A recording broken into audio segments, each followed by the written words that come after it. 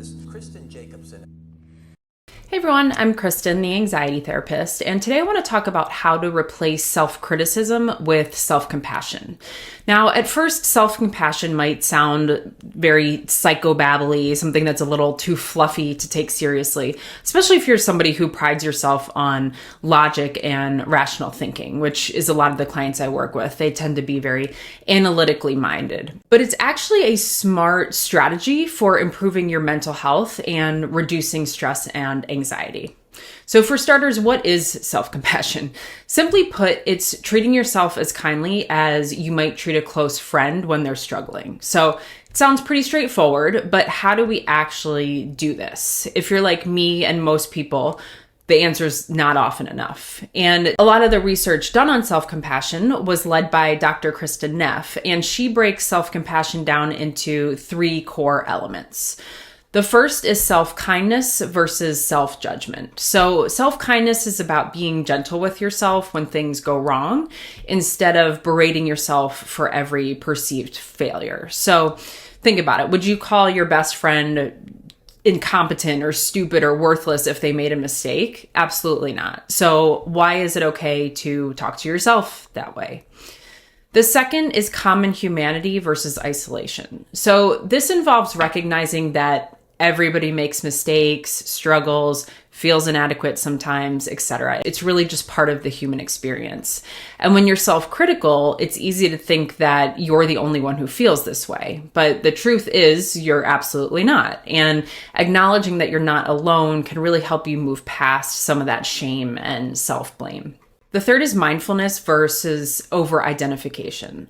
So mindfulness means observing your thoughts and feelings without judgment and without letting them completely overwhelm you. So it's about naming it, saying, I'm feeling really stressed right now, instead of letting that stress snowball into catastrophic thinking.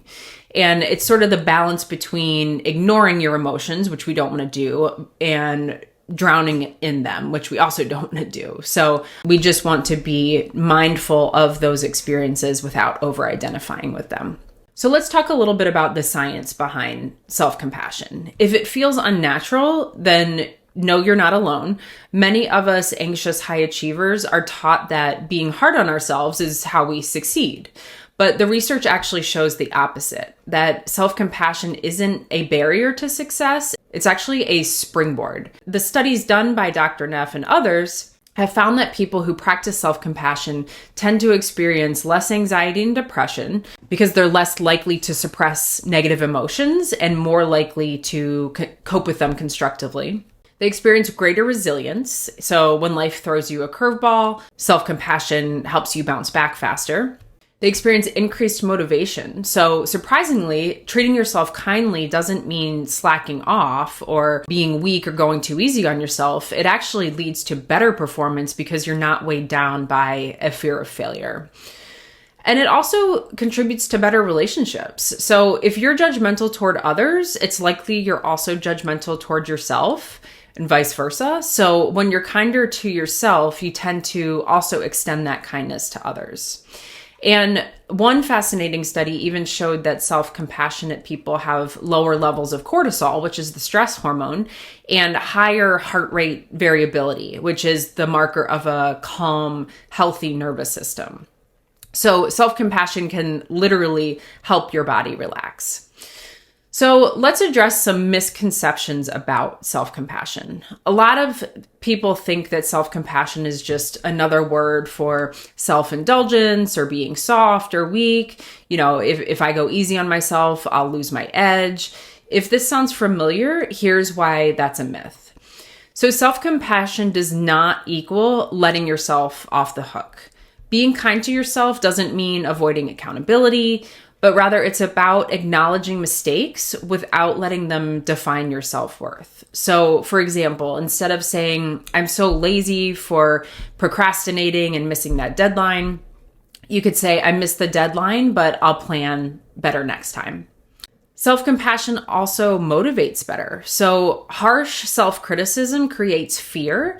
And so that might get you moving temporarily, but it's not sustainable. And over time, it degrades your self-confidence. So self-compassion fosters a sense of safety, which then allows you to take risks and grow. And this is absolutely necessary for being able to step outside of our comfort zones. So just think about it. Like imagine the difference between a boss who berates you for mistakes and one who encourages you to learn from them. Which one would inspire better work?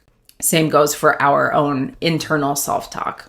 So let's talk about some practical steps to be more self-compassionate. These strategies are backed by science and they're pretty easy to implement. So one is noticing your inner critic. So really pay attention to your self-talk. If you wouldn't say it to a friend, then don't say it to yourself. So instead of saying something like, I'm such an idiot for forgetting that, try, I made a mistake, but it happens to everyone. You also want to practice mindfulness, which I mentioned before. So this is really the foundation of self-compassion because it helps you observe your thoughts without judgment. And if meditation, like formal meditation, feels too intimidating, then start small. Try just spending a minute focusing on your breath or doing a quick body scan, going from head to toe, just kind of noticing how each part of your body feels. And then that will help bring awareness to where you might be holding tension. You can also write yourself a compassionate letter. So maybe think of a recent situation in which you felt inadequate. You could write a letter to yourself from the perspective of a kind, supportive friend or mentor. What would they say?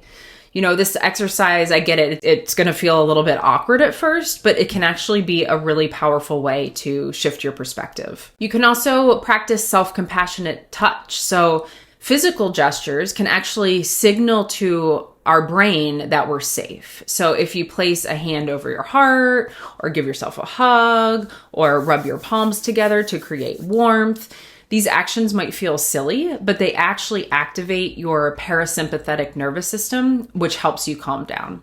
And then finally, you just want to remember common humanity, right? When you're struggling, remind yourself, this is what it feels like to be human.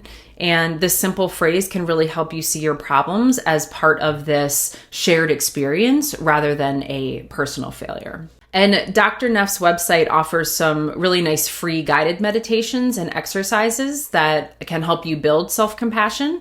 So I'd recommend checking out her website, selfcompassion.org. And naturally, if you're skeptical about self-compassion, you're not alone, right? There's going to be some resistance to it. Many of us fear that being kind to ourselves will make us weak or complacent, but the research and real-world results really tell a different story. So when you're self-compassionate, you're not ignoring problems. You're approaching them from a place of strength. Think of it as building a solid foundation where that criticism might be a quick fix, but compassion is going to give you that long-term stability and resilience. And then there's a ripple effect of self-compassion, right? When you're kind to yourself, it doesn't just benefit you. It spills over into your relationships, your work, and even your community.